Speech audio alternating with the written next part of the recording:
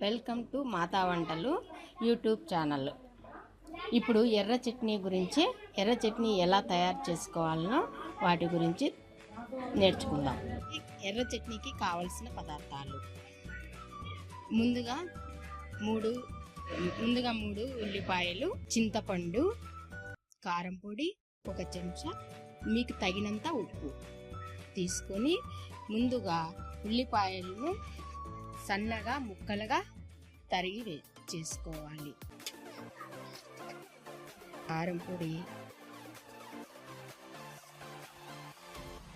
దీనికి కావలసినంత ఉప్పు, సరిపడా ఉప్పుని వేసి ఈ చింతపండును శుభ్రంగా కడిగి ఈ జార్లో వేసుకొని గ్రైండ్ చేసుకోవాలి.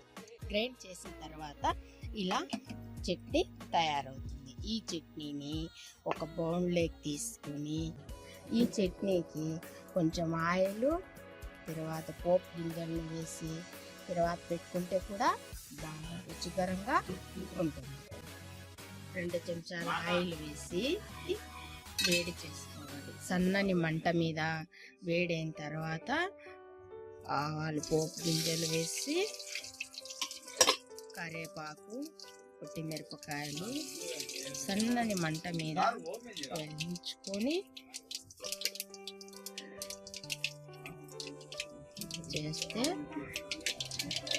వేగిన తర్వాత దూరగా వేయించిన తర్వాతని ఈ చట్నీని వేసుకుంటే బాగా రుచిగా ఉంటుంది.